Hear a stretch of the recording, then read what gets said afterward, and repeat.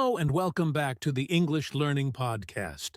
I'm Jason, your host, and as always, I'm joined by my wonderful co-host, Julia. Hey, Julia, how are you today? Hi, Jason. I'm doing great, and I'm really excited about today's episode. We're going to talk about something that many English learners don't realize is possible learning English without books. That's right. Most people think that you need textbooks, grammar drills, and long study sessions to learn English. But today, we're going to show you that you can improve your English naturally without relying on books at all. And the best part? It's fun, practical, and something you can do every single day without feeling like you're studying. Exactly. So, if you've ever struggled with traditional learning methods or felt bored with textbooks, this episode is for you. Stick with us until the end, because we'll be sharing some amazing tips that can completely change the way you learn English. Plus, we have some real-life examples, fun techniques, and a few surprises along the way. So grab your headphones, get comfortable, and let's dive in. So, Julia, let's start with a big question. Why should someone even consider learning English without books? Aren't books the traditional way to learn? Great question, Jason. Books can be helpful, of course, but they're not the only way to learn. In fact, many people struggle with learning from books because they focus too much on grammar rules and written exercises instead of real communication. That's so true. A lot of learners get stuck in a cycle of studying, but not actually using English. They spend months memorizing vocabulary and grammar, but when they try to speak, they freeze. Exactly. That's because speaking and listening are very different skills from reading and writing.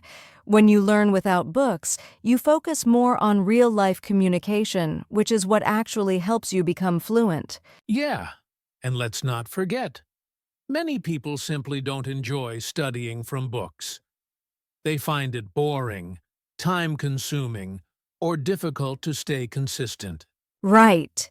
And learning should be enjoyable. When you use alternative methods like listening to English, watching videos, or having real conversations, you learn naturally just like children do when they pick up their first language. That's a great point. Babies don't start learning their first language by reading grammar books. They learn by listening and repeating what they hear. And adults can do the same with English. Exactly. Plus, learning without books gives you more flexibility. You don't need to carry heavy textbooks everywhere or sit in a classroom. You can learn anytime, anywhere on your phone while commuting, or even while doing daily activities. That makes learning English fit into your lifestyle instead of feeling like a chore. And honestly, it can be a lot more effective because you're learning in a way that matches how people actually speak in real life. That's why today we're going to share some of the best ways you can improve your English without ever opening a textbook. So if you've been struggling with books, don't worry, we've got you covered. All right. So let's jump into our first method, learning English through real-life conversations. All right. So now that we understand why learning English without books is a great idea, let's talk about one of the most effective ways to do it, real-life conversations. Julia, why is speaking with real people so important? Great question, Jason.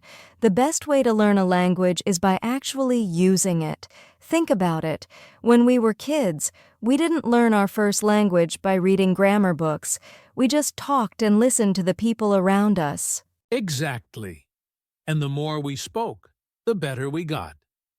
That's the key. Real conversations force you to think in English and respond naturally, which is way more effective than memorizing vocabulary lists. Right.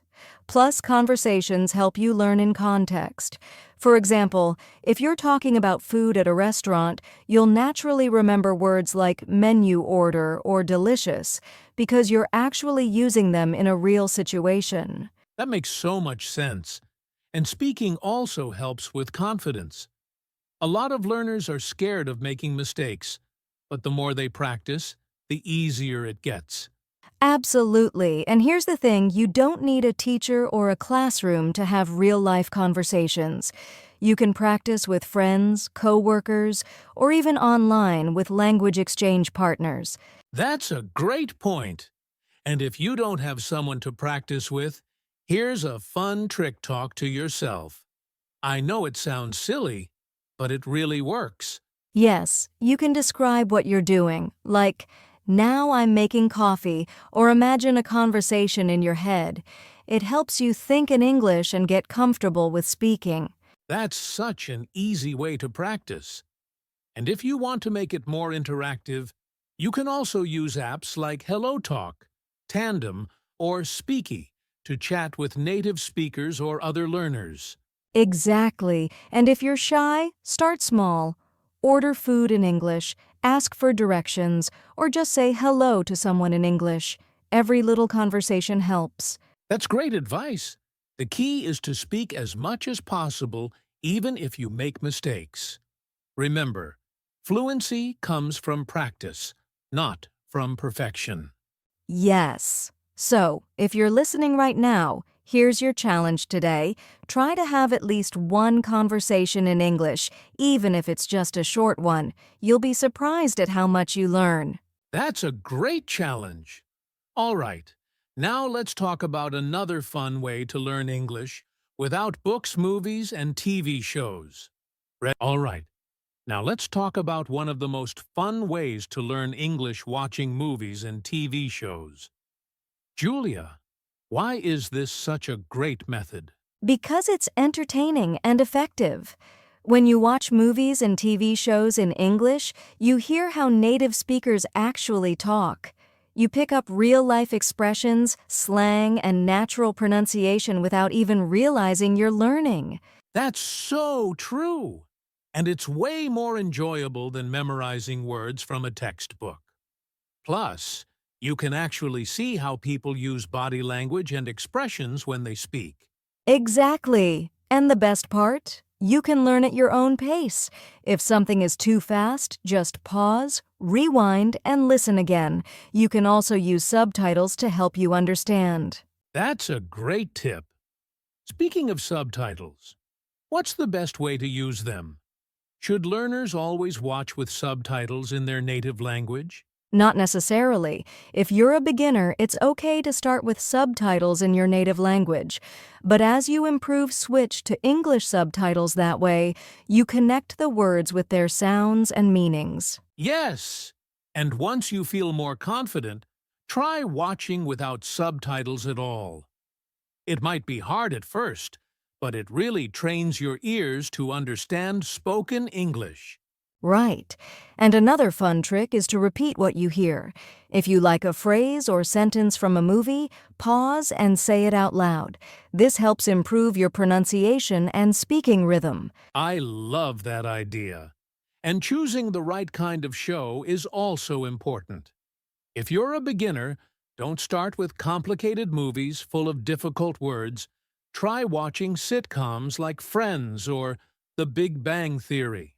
Yes, or even animated movies like Finding Nemo or Toy Story. They use simple, clear English that's easy to understand. Great suggestions. And remember, don't stress if you don't understand everything. Just enjoy the show and let your brain absorb the language naturally. Exactly. So, if you're listening right now, your challenge is to watch at least 10 minutes of an English TV show or movie today. Try to notice new words and phrases, and maybe even repeat some lines. That's an awesome challenge. And now, let's move on to another powerful way to learn English listening to podcasts and audiobooks. All right, now let's talk about one of the most fun ways to learn English watching movies and TV shows. Julia, why is this such a great method? Because it's entertaining and effective. When you watch movies and TV shows in English, you hear how native speakers actually talk. You pick up real-life expressions, slang, and natural pronunciation without even realizing you're learning. That's so true. and it's way more enjoyable than memorizing words from a textbook. Plus, you can actually see how people use body language and expressions when they speak. Exactly. And the best part? You can learn at your own pace. If something is too fast, just pause, rewind, and listen again. You can also use subtitles to help you understand. That's a great tip. Speaking of subtitles, what's the best way to use them? Should learners always watch with subtitles in their native language? Not necessarily. If you're a beginner, it's okay to start with subtitles in your native language. But as you improve, switch to English subtitles. That way, you connect the words with their sounds and meanings. Yes, and once you feel more confident, try watching without subtitles at all. It might be hard at first, but it really trains your ears to understand spoken English. Right. And another fun trick is to repeat what you hear. If you like a phrase or sentence from a movie, pause and say it out loud. This helps improve your pronunciation and speaking rhythm. I love that idea. And choosing the right kind of show is also important. If you're a beginner, don't start with complicated movies full of difficult words. Try watching sitcoms like Friends or The Big Bang Theory. Yes, or even animated movies like Finding Nemo or Toy Story. They use simple, clear English that's easy to understand. Great suggestions. And remember, don't stress if you don't understand everything. Just enjoy the show and let your brain absorb the language naturally. Exactly. So if you're listening right now, your challenge is to watch at least 10 minutes of an English TV show or movie today. Try to notice new words and phrases, and maybe even repeat some lines. That's an awesome challenge. And now, let's move on to another powerful way to learn English, listening to podcasts and audiobooks. Ready, Julia? Let's do it! All right, Julia. We just talked about learning from movies and TV shows, but there's another powerful way to improve English podcasts and audiobooks. Why do you think these are so effective? Podcasts and audiobooks are amazing because they help you immerse yourself in English, even when you're busy. You can listen while commuting, exercising, or even doing household chores. That's such a big advantage. Unlike reading a book, you don't have to sit down and focus. You can learn on the go. Exactly. And another great thing is that you hear natural pronunciation, rhythm, and intonation. This helps you get used to how English is actually spoken in real conversations. That's a key point. A lot of learners struggle with listening because textbook English is different from real spoken English. But when you listen to podcasts, you get used to different accents and speaking styles. Right. And the best part? There are so many podcasts and audiobooks for different levels. If you're a beginner, you can start with slow and clear English podcasts. And if you're advanced, you can listen to native-level content. Yes, and for those who love stories, audiobooks are fantastic. They improve your vocabulary, listening skills, and even your imagination, all at the same time. Exactly. And here's a tip. If you listen to something and don't understand everything, don't worry. Just focus on getting the main idea instead of trying to understand every single word. That's so important. Many learners feel frustrated when they don't understand 100%, but that's completely normal. The key is to keep listening regularly, and over time, your brain will automatically understand more. Yes. So if you're listening to this podcast right now, you're already using one of the best methods to learn English. Great job. That's right. And here's a quick challenge for our listeners. Find a podcast or audiobook in English today and listen to at least 5 minutes. Even just a few minutes a day can make a big difference. Love that challenge. And now, let's talk about another great way to learn English using social media and online content. All right, Julia. So we've talked about podcasts, movies, and conversations, but let's be honest. Most people spend hours on social media every day. So why not use it to learn English? Exactly, Jason. Social media isn't just for fun. It can be a powerful learning tool. There are so many ways to practice English with content on Instagram, TikTok, YouTube, and even Twitter. That's true. And the best part? It's short and easy to digest. You don't have to sit down with a big book. Just watching a 1-minute video or reading a short post in English can help. Yes, for example, you can follow English learning pages on Instagram or TikTok. They share quick grammar tips, new vocabulary, and even pronunciation tricks. And let's not forget YouTube. There are tons of English learning channels out there. Plus, you can watch content made for native speakers, like vlogs, interviews, or educational videos. Right. And a great trick is to follow English-speaking influencers, bloggers, or even comedians. That way, you see and hear natural English in everyday situations. That's a great tip. Also, social media gives you a chance to interact in English. You can leave comments, reply to posts, or even join discussions in Facebook groups or Reddit forums. Yes, writing comments is a great way to practice. And if you're shy, start small. Just write "great post" or "thanks for sharing." Then, as you get more confident, write longer comments. Love that idea. And here's another trick. Change the language settings on your phone and apps to English. That way, you see English words every day without even thinking about it. That's brilliant. It forces your brain to adapt. And don't forget, social media is a two-way street. You can create content in English too.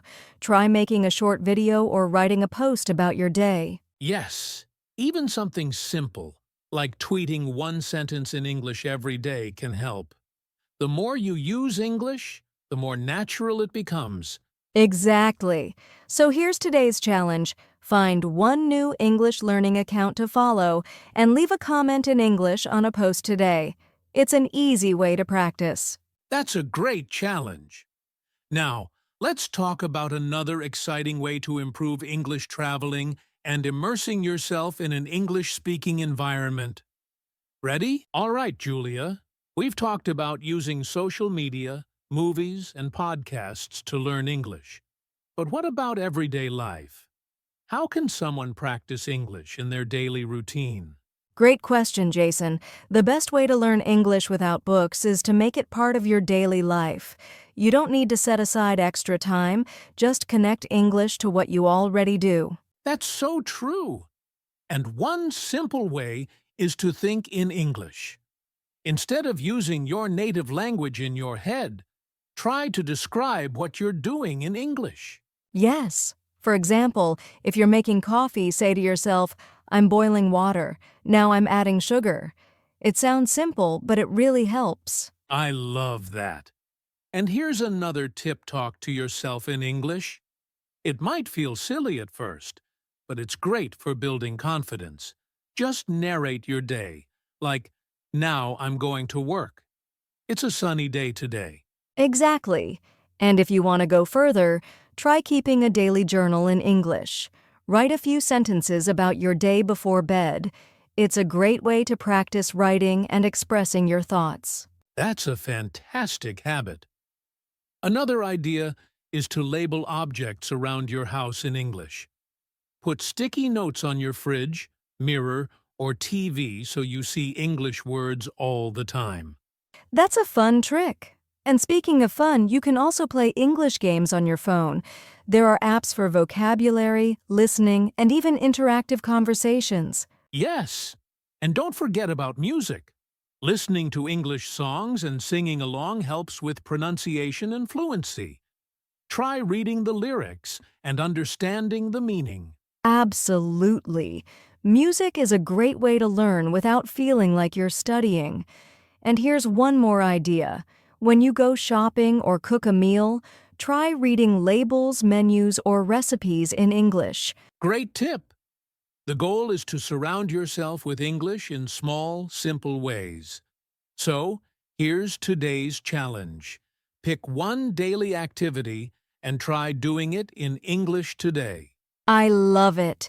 Whether it's thinking in English, labeling objects, or singing a song, just make English part of your routine. The more you do it, the more natural it will feel. Exactly. And now, let's move on to our final section, staying consistent and having fun while learning English. All right, Julia. We've shared so many great ways to learn English without books. But let's be honest, none of these methods will work if learners aren't confident or don't stay consistent. All right, Julia. We've shared so many great ways to learn English without books. But let's be honest, none of these methods will work if learners aren't confident or don't stay consistent. Right. And confidence is key. If you're afraid of making mistakes, you won't speak, and if you don't speak, you won't improve. Yes, mistakes are part of learning. Every fluent English speaker made tons of mistakes before they got good. Instead of feeling embarrassed, think of mistakes as progress. I love that mindset. And consistency is just as important. Even if you only practice for 10 minutes a day, doing it every day is better than studying for 5 hours once a month. Absolutely. The key is small daily habits. Listen to a podcast, watch a short video, speak a few sentences to yourself. Just do something in English every day. And here's a tip: track your progress. Keep a journal, record yourself speaking, or even set small goals like, I will learn 5 new words today. Seeing your improvement will keep you motivated. That's a great idea. And remember, learning English should be fun. Don't force yourself to study in a way that feels boring. Find what excites you and enjoy the process. Exactly. So here's our final challenge. Pick one small English habit and stick with it for the next 7 days. It could be listening to a podcast, speaking out loud, or writing 1 sentence a day. That's a perfect challenge. And don't forget, stay confident, be patient, and enjoy your English journey. Well said, Julia. And with that, we're wrapping up this episode. Thanks for joining us, and keep learning English without books. See you next time. See you next time. Keep practicing and have fun.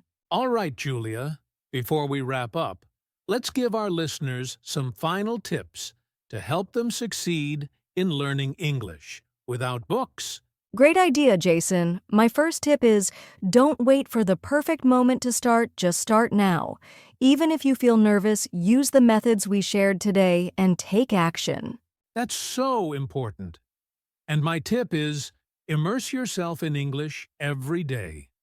Whether it's listening to a podcast, watching short videos, or thinking in English, just keep going. Yes, and here's another one. Don't be afraid to make mistakes. Every mistake is a lesson, so instead of feeling embarrassed, learn from it and move forward. Exactly. And my final tip, enjoy the process. Learning a language should be fun, not stressful. Choose content and activities that excite you, and learning will feel natural. I love that. So to all our listeners, here's your challenge. Pick one method from today's episode and start using it right now. Whether it's watching an English video, speaking to yourself, or commenting on a post, just do it. Yes, and don't forget to subscribe to our podcast so you never miss an episode. Also, share this podcast with your friends who want to learn English in a fun and natural way. That's right, and if you have questions or want more tips, let us know in the comments or on social media. We Ford love to hear from you. Thank you for joining us today. Keep practicing, stay confident, and remember you can learn English without books. See you next time. See you next time. Keep learning and have fun.